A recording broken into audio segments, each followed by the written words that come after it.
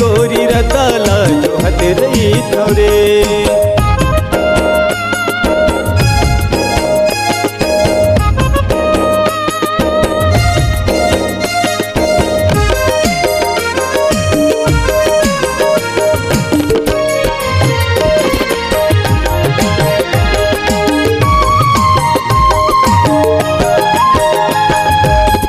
देखे बतोला मोर नैना तड़प गे, पाए बतोला मोर जीवू तरस गे रे, पाए बतोला मोर जीवू तरस गे।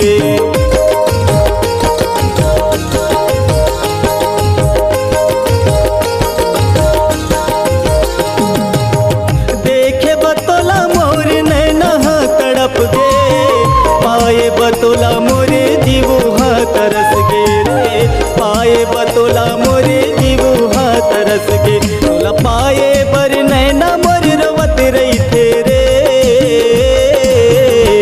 कब आवे गोरी रताला जो हत रही थो, कब आवे ला जो रताला जो हत रही थो रे।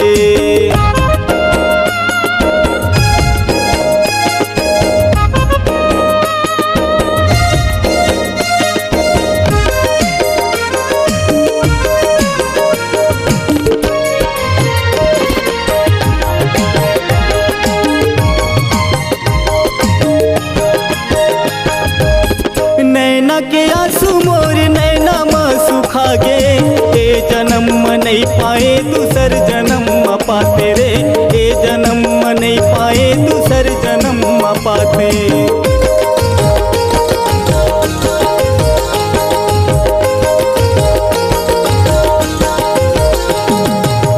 नैना के आंसू मोर नैना माँ सुखा गे, ए जन्म नहीं पाए दूसर जन्म पाते रे, ए जन्म नहीं पाए दूसर जन्म पाते। तोला पाए बर नैना मोर रवत रही थे रे, कब आवे निसार ताला जो हत रही थोरे, कब आवे गोरी रताला जो हत रही थोरे।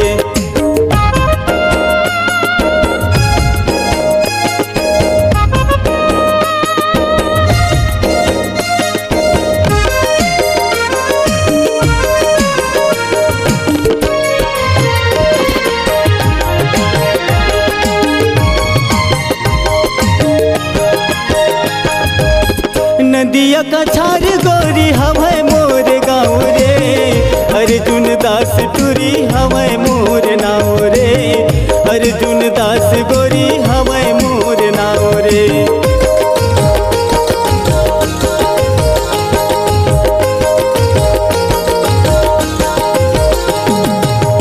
पाथा का छार गोरी हवै मोर गाँव रे, अर्जुन दास गोरी हवै मोर नाव रे, अर्जुन दास टूरी हवै मोर नाव। तोला देखे बर नैना मोर रोवत रही थे रे, कब आवे गोरी रताला जो हत रही थो, कब आवे गोरी रताला जो हत रही थो रे। तोला देखे बर नैना मोर रोवत रही थे रे, तोला देखे बर नैना मोर रोवत रही थे रे, कब आवे गोरी रताला जो हत रही थोरे, कब आवे ला जो रताला जो हत रही थोरे, कब आवे गोरी रताला जो हत रही थोरे, कब आवे दादू रताला जो हत रही थेरे। मन मन माँ विकास गुनत रही थेरे। अगर आप अपनी आवाज को एक नया आयाम देना चाहते हैं तो चले आइए मल्टी ट्रैक डिजिटल रिकॉर्डिंग के लिए संपर्क करें HK म्यूजिक कंपनी, कोटा डबरी, चांपा, छत्तीसगढ़।